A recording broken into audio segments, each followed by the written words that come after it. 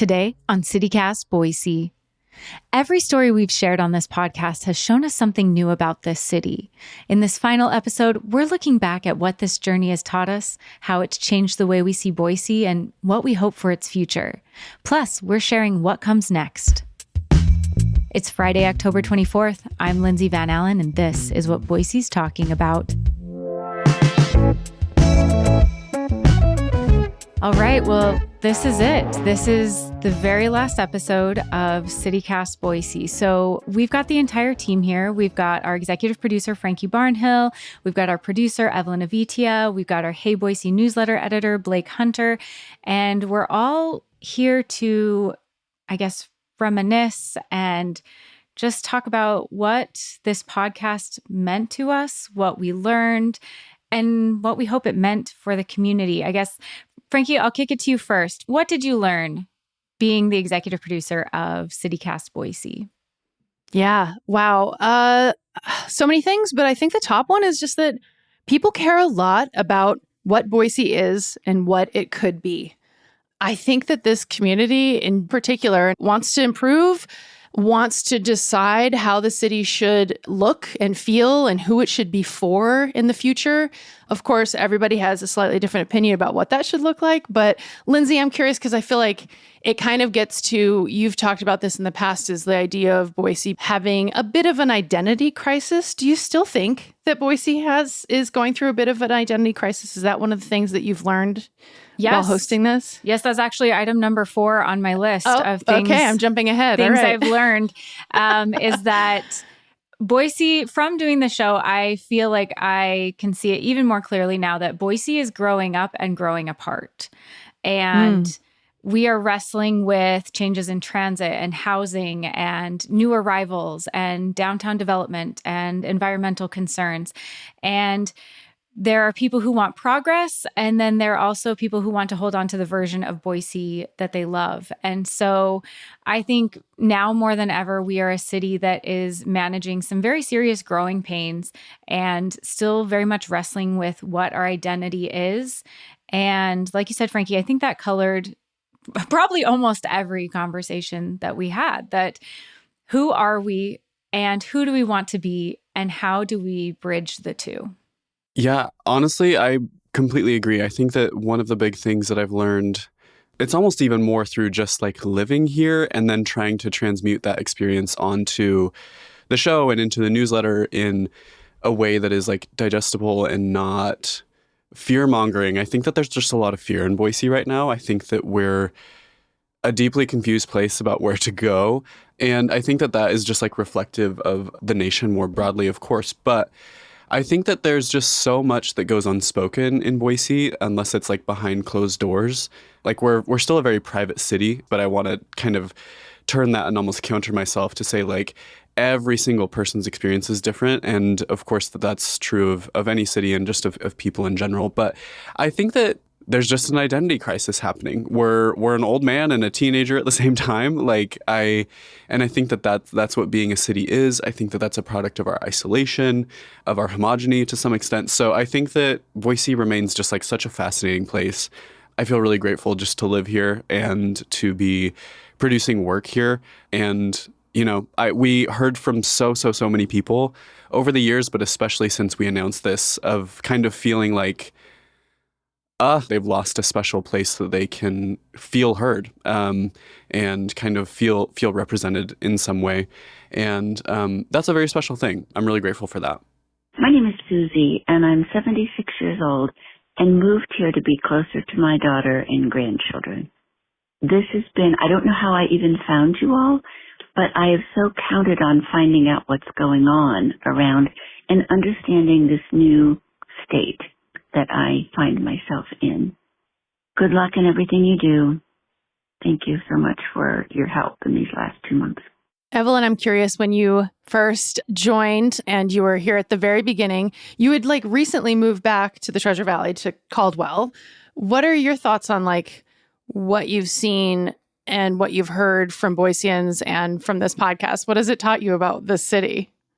Yeah, it's so interesting. Lindsay, you kind of mentioned people not wanting to tap into the development too much, kind of wanting to stay. And that's one thing that we've seen in Caldwell. So I love that I kind of have the privilege of tapping into both communities, staying connected to my Caldwell community, but just navigating Boise as a young adult, those different mindsets. It's been interesting to see that. But I do think what I'm most grateful for is that CityCast Boise has allowed me to really, really explore what Boise's all about, because I really had no idea, to be honest. I didn't really understand the community too much.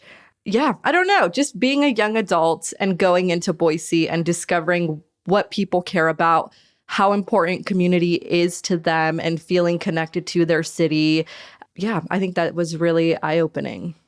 Yeah, I think one thing I always think about is Boise is, definitely still it's a mid-sized city with big ambitions that also then are overlaid with this growing whole region of the Treasure Valley and the various cities within it. I will say too, I was thinking about this. Boise loves a benchmark. As a mid-sized city, it's like always looking for like, okay, what's next? What's going to be the next thing? What's going to be the next thing? And I have to say, I feel like it's been kind of in the terms of of like chains. So like when I first moved to Boise in late 2011, it was, when are we going to get a Whole Foods? We really want a Whole Foods. When's that going to happen? When's that going to happen? If it happened. When are we going to Trader Joe's? Trader Joe's happened. Then it became In-N-Out, right? And now who knows what the next one, IKEA, people are, of course, still concerned about that, which I think is fascinating in a couple ways. Like, I think it speaks both to how Boise just is kind of a little bit always looking at like, what do other cities have and how can we get that? And why do we not have it? And I do worry a little bit, speaking of chains, about the chainification of Boise, which it's long experienced that to one degree or another, but especially when we're talking about like the local restaurant scene, which all of you on this call care about a lot. And Blake, I know you write the article every month that's what restaurants opening and closing. And you've definitely noted some that have closed, some locals. And I do wonder about the future of local food. I do think that people care and want to support, but actually putting their money where their mouth is with that can be a challenge these days. I think you're right in that. I think that, and going back to one further point, I think Boise like seeks validation a lot. I think that that's part of like the chainification of it all. I actually feel like and maybe I'm just feeling optimistic about this today, I don't know, but I actually feel like our local food scene is in good hands as far as the restaurateurs. I think that what needs to happen is more of a change among the consumers, and also just the way that we talk about media. I think that we actually internally have talked about this a lot as a team. Like, there's very little space for critique and like real like reviews or like food criticism, or really criticism about a lot of different things. And I think that there needs to be more space for that, and also just like more adventurous eating done. I think that if that continues to trend in that direction, I think that actually our local food scene, I think, is in pretty good hands. I'm so glad you brought that up, Blake, because I feel the same exact way. When I think about Boise and its food scene evolving, I get really excited because there is so much room for growth there. One of the episodes that we did that really stood out to me was when we interviewed Cal Elliott with the Avery, who is literally the real life bear, like truly did the whole big New York thing, came back to his hometown. And when I think about people like him in our community, I'm like, oh my God, yes, like this is what we need. Hey, Lindsay, Blake, Frankie, it's Crystal. I'm actually super sad CityCast Boise is going away. This podcast has really allowed me to feel like I'm part of a really dynamic and well-educated and well-informed public, and it's helped me find some of my new favorite restaurants. It's helped me go to events that I would not have known about otherwise, and it's helped me to really understand that there are people who care about issues that are affecting people in this area, and I'm just truly, really sad. I look forward to every single episode. I've listened to every single episode, and I'm just really sad. Thank you so much.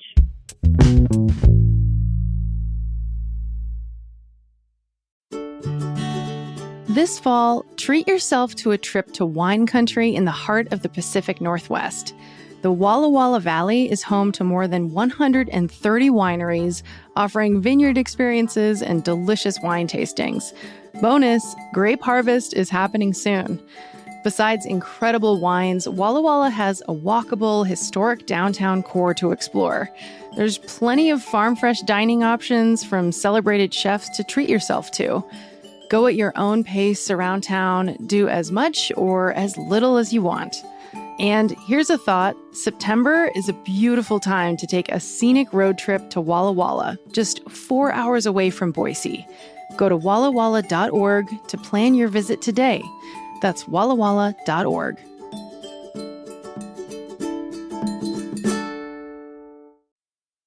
Hi, CityCast Boise. My name's Kara, and I've really loved listening to the podcast over the last year. I unexpectedly went through a divorce, and it was such a lifeline to me to just learn about things I might be interested in and ways to get myself out of the house. And I'm just so grateful for all the time and energy that you all spent, and you will definitely be missed. Thanks so much. Bye-bye. Blake, I want to piggyback off of something you said about critiques. Something, when I started hosting, I thought I knew this city. I'd lived here, I'd worked here, I felt really dialed in and connected with the city. And I think something I realized is like Boise is so much bigger and smaller and more complicated than I thought. And one of the ways that I didn't expect for that to come through in the podcast, but I think it did a lot, was this idea of Boise nice. And I think that's a lot of some of these growing pains and development and what can we say and how do we say things. And it's a very layered idea where I think when people say Boise nice, they mean kindness and connection. But I think it also can mask conflict and complacency and this fear that a lot of people have in Boise of rocking the boat and what will happen if you rock the boat. And we've seen that play out in everything from really serious conversations about politics to much more lighthearted conversations where people are like, oh, I want to be careful about what I say. And I think that's something that I haven't seen other cities in the network grapple with as much. This idea of what can we say? What can journalists say who come onto our show? I think part of the growing that Boise still needs to do is moving past niceness for niceness' sake into authenticity and showing up in that authenticity, even in ways that might be uncomfortable or even in ways where it sparks another discussion. And I think that was something that was really trickier than I thought about doing the podcast, how much that Boise nice seems to still weigh on so many people. I think it sounds almost cheesy, but as you were talking, I was like thinking the same thing of like the word authenticity. Like, and I've been thinking about that a lot as I think about like what's next, and just what I hope Boise becomes. But I think that is really true. I think that there's so much fear around rocking the boat, but there's also on the other side of that, because of that effect over many years of that, there's also a real hunger for newness and for authenticity and for some change. Like whatever that change looks like, it's different to every single person. But yeah, I think that is maybe like one of the lingering things that I will think about, especially when it comes to being a journalist in Boise and also just being a young adult, as you were talking about, Evelyn, of like, how do I actually want to show up in this space? And, does it feel like someone's constantly watching over my shoulder? Like that's kind of a big experience here in Boise sometimes, I think. On the flip side of that, like you were mentioning, Blake, is while there is this craving for authenticity, I think something else that has come out of this Boise veneer that we have is so many people here are so courageous. There are so many people who are showing up and they're doing the work and they are building community in their neighborhoods, even when it takes so much work and it's not instantly profitable, and they're refusing to take down inclusive signs at schools, and they are finding every resource for their patients who are facing a lack of health care. They are showing up for meetings. They are showing up to vote for city council, for school boards, for library boards, for all of these things that make our community. And what I saw is that a lot of times bravery here looks like staying. It looks like people who are staying kind, people who are staying vocal, people who are staying hopeful about what Boise can be, even if we're not it right now, even if we're still really working on it. And I think that's what I saw through so many of these stories from small business owners and from so many different people, is that hope isn't just a feeling here, it's a practice, and fighting for what we know Boise can be and what we have to keep showing up so that Boise can be that. Yeah, I think a lot of that comes down to just like staying checked in. Like, I think that Boise is at a size and place where it's really easy to just check out and not care that things are happening. And I think it's also good to name. I think that a lot of the reason that our audience has like resonated with us at points is that like we're a little bit more willing to name that there's like a rise in authoritarianism right now. And that we've been experiencing that for 3 years. I mean, I remember back in our earliest episodes, we were talking about days like today or weeks like this week where I don't even need to mention like what's going on, but it feels like there's just so many opportunities for people to check out. But I think that there's so much potential because of what you're saying, Lindsay, that people do stay, that people have that courage to remain checked in. And again, that's never to shame anyone for leaving for any which reason. Oh, absolutely. A lot of people need to leave for safety. Most trans people that I know of my trans friends are looking to actively leave the state right now. And I don't blame a single one of them. Like, that makes sense. And that goes for so many different groups. So I think that, that's a really good point, Lindsay. And I think that that's why a lot of our core audience like has resonated with us over these few years. And that's a real gift. Yeah, I think about Lindsay listed like a lot of things that kind of feel on the smaller scale, right? Like not taking down the sign in your classroom, showing up for city council meetings and testifying, but that's the shit that matters. And it feels like people in Boise can and want to, maybe it's not everybody, but a very, very, very strong group. And I think that we can count our audience as the number one folks in that group. People can still do things that make an impact in Boise. And maybe that's one of the strengths of it being still like a mid-sized city, not a large city, is that there are still ways to organize that can be very grassroots and DIY. And truly just like knowing your neighbors makes a big difference. Yeah, I do think Boise is still a city, and the Treasure Valley is still an area where if you want to change something, you can. Like you can organize, you can make a difference. Your vote really does matter. Your voice really does matter. And it was encouraging throughout the time that I've been the host of the podcast to see how many people are taking that seriously, how many people are getting involved, are stepping up, and how much work people are doing for our communities.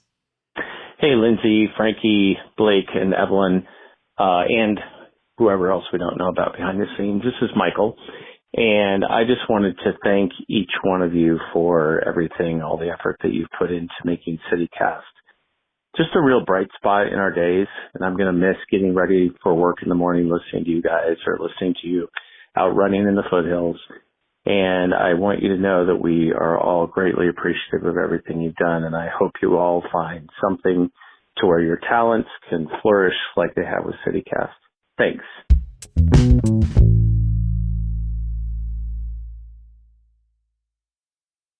Does anybody have a point that's like silly or cute or weird or just funny? I feel like we've been mostly talking the heavy, which is fine. Just curious if anybody has anything that's like on the lighter side. I still love huckleberries. You all couldn't make me hate them. Everybody who came on the show and said I'm so basic for liking them, I still love them. They're still delicious. You could never make me hate her. Yeah. I will say, I think that a thesis I've been operating under for a long time, since I moved to Boise, over 10 years ago, was that it was behind the trends, always behind the trends, food, fashion, et cetera, et cetera. And I think that's changed a little bit. I think that Boise's started to catch up. And in some ways, of course, that again speaks to the growth and the influx of new people, new ideas. But that's something I've noticed is it feels like people are like pretty hip in Boise. It feels like a lot hipper than they were definitely like a decade ago. I want to agree with you because the vintage scene, these vintage folks know how to dress. When I see them, I'm like, yes. But the granola chocos outweigh that. I'm at dinner. I'm trying to eat my food. Your toes are out. Like, I'm not having it. I still think Boise has a lot of catching up to do when it comes to, but maybe that's the beauty of it. Like, they just don't care to be trendsetters. I mean, another topic that we've always tapped into is traffic and construction and all of that. But I will say one thing that I am so proud of is that I learned how to drive in Boise. Like for years, I avoided coming to Boise. I avoided all of it. I was so scared. Like truly, I was like, I cannot do it. But I ripped off the Band-Aid and I feel like I drive good. I drive like a true Boise girl. I don't know what that means. Maybe a little aggressive. I'm not going to lie. But just driving into all the different Boise neighborhoods, looking into different streets that I'm like, oh, I didn't know about this, but it's like a Boise landmark and everyone's like, oh, you have to be over here. You have to look at the trees from this view or you have to be over here. Discovering all of that and the Boise experience has been really fun. Blake, I do have to say, you taught me inadvertently how to zipper merge. We had an episode and you were like, I hate when people don't zipper merge. And I immediately was Googling, what is that? And I realized I was the problem. But thank you, Blake. I am a much better citizen now because of you. I'm so happy to be of service because someone, as I said in that episode, a friend had to teach me how. So it all comes around. Hey, CityCast Boise, you all have meant so much to me. My name's Cynthia, and I counted on hearing and reading about you guys every day, and I can't believe you're not going to be with us anymore. You mean so much to me. Thank you. So I'm sure listeners are wondering now, what's next? Where do we go from here?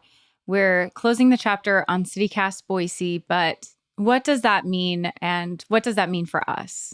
I mean, TikTok, that was how we first found you. Was TikTok. So you're still creating, you're still calling people out and making excellent points about everything from national to local news over on your TikTok, what is it again? For people who don't know? I'm on TikTok, I'm socialistly awkward. And then on Instagram, I'm the Social Lindsay, but Social and Lindsay Sharon L. So still over there, still creating, not 100% sure what's next for me career-wise, but I am absolutely still on those platforms. Right now, for sure, you can definitely find me there. Yeah, I mean, I just want to say that despite the fact that this chapter is ending, like Boise stories still matter. They matter so much. And Lindsay, you point this out all the time, but like, so goes Boise, so goes the nation, so goes Idaho, so goes the nation. Like, it is important to be paying attention and support local media. More than anything else, if you need to cancel a national subscription to the New York Times or something like that and put it toward Boise State Public Radio or Idaho Capital Sun or become members of Boise Dev or become a subscriber of the Idaho Statesman, do it. The New York Times has all the money they need. They're fine. Local media needs your support. It needs it today. It needed it yesterday, and it will need it going forward forever. So support what you read, support what you care about, where you get these stories. And also just shout out to so many different journalists who have been there with us. There's a few I just need to specifically call out. Jimmy Dawson, George Prentice. We've had Rachel Spacek on. Brian Holmes, Morgan Romero, so many people who were willing to come on the show and tell us what they've dug into and do this on the ground reporting that leads to conversations that Lindsay has. Yeah, ditto on the local journalism front, especially. I think, oh my gosh, after writing this like daily newsletter, like that is just such a task. Like I feel like anybody can kind of do a daily production, whether it's podcast or newsletter, for like a couple months. But like truly, once you stretch into like 6 months and beyond that, like it does something really weird to your brain. And how many editions have you written, Blake? Where the last one was 846. So super cool. Whoa. But I don't know. I think just like the local journalists that you read, even if you just feel like it's not exactly what you want, like they are doing the most with the littlest. And it's like Frankie said, like if you can cancel anything and move that money over to something local, do please support your local journalists, because they're going to be the ones kind of chronicling what's going to happen over the next few years and have been. So just +1 to that, basically. When I was reflecting on what does all this mean? What did all this mean to me? This was my first foray adjacent to journalism, within the media realm. And I really got this front row seat for how essential local journalism is and how important it is for keeping our city accountable and vibrant. And I think a lot of the issues that we are facing in Idaho and in Boise are the result of national narratives drowning out local voices. And I really learned through this process that storytelling isn't neutral, that it shapes our communities and it shapes what we believe is possible within our communities. And so one of the hardest things about losing CityCast Boise for me is that Boise needs more people telling stories, not fewer. And so it is hard to let go of that, because I see how much need there is for those stories and for that storytelling and for that journalism in our community. No, Lindsay, that was so beautifully said. And the community is truly, truly lucky to have you. For real. 100%. For real. Evelyn, thank you so much. You made me sound good. People don't know. We were a live show, and that was mostly because of me. So I only sounded as good as I did because of you. So thank you for that. For real. Evelyn kept this tip-top form, for real. Yes. Yeah. Okay, Blake, where can people find you? I have heard from so many people about the newsletter. Like, they're like, Lindsay, we like the podcast. And that newsletter changed my life. So, Blake, where can people find you? Yeah, Lindsay, we need to touch base in like 3 weeks. I need some time. But yeah, I am thinking about starting my own newsletter. I think especially hearing from people, just like the responses, especially from like folks who were newer to Boise, have really made me reconsider just like being done entirely. So I am putting in the next couple days in the newsletter, or the last days in the newsletter, a link where you can sign up for a subscription to something that I may or may not be sending out in the next few months or not. So sorry that I can't give you anything more than that on that front. I do want to give one last shout out on CityCast to Paper Plane Press, which is a literary press that I started last year, that has, as of this December, will have published 100 artists, many of them for the first time, in locally made books with local illustrations, with really cool readings to go along with it. And like, we do a really kick-ass job. Like, I'm extremely proud of Paper Plane Press. And if you kind of keep track of things over there, you'll be able to find me eventually further down the road, because I might be starting a bakery as well. So I need some time to figure out what the hell I'm going to do. Yes. Blake's Bakes. Yeah.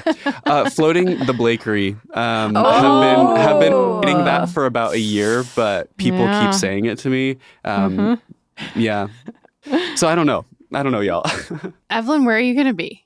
Ooh, that's a great question. I think right now I'm really just focused on resting, letting those creative juices flow back into my brain, doing some traveling. Kind of just want to live my best life. Oh my God. I would follow a travel vlog from Evelyn in a heartbeat.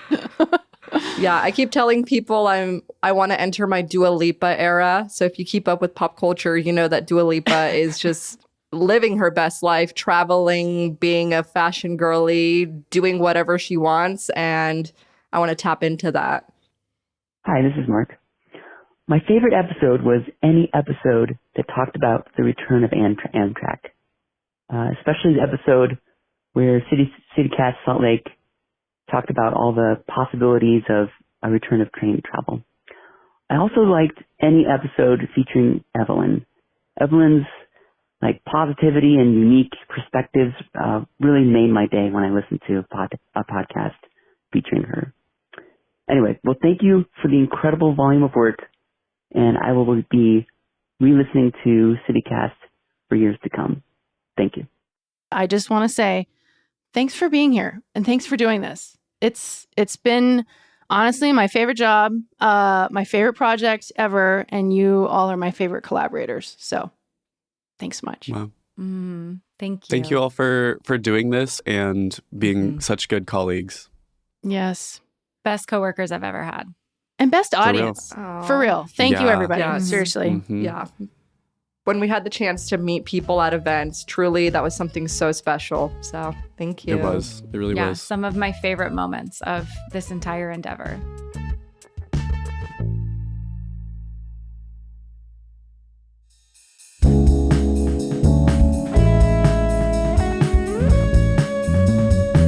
That's all for this team here on CityCast Boise. This is our last episode for the foreseeable future, and even though we're closing up shop in Boise, it's not impossible that CityCast could return one day. If you stay subscribed to this podcast, you'll be the first to know. If you want to stay in touch with me, Lindsay Van Allen, then follow me on TikTok at Socialistly Awkward or on Instagram at The Social Lindsay. We'll have links in the show notes. Our newsletter editor, Blake Hunter, also might be starting a newsletter someday. To sign up for the newsletter that just might happen, visit boiseletters.beehiiv, BEEHIIV.com, and I'll drop a link in the show notes for that as well. Our music is by Up Is the Down Is the and All the Kimonos. This show is produced by Evelyn Avitia, Frankie Barnhill, and me, Lindsay Van Allen. Blake Hunter writes our Hey Boise newsletter, and we had support this week from so many people. Natalie Rivera, Noah Snyderman, Matthew Rogers, Selena C.A. Reynolds, Adrian Gonzalez, and Andrea Salenzi. Big thanks also to Kate Forsberg. And one last thank you. Thank you. You found this show, you made it a part of your life, and together, all of us helped to make Boise feel a little more connected. Let's keep that legacy going. See you around town.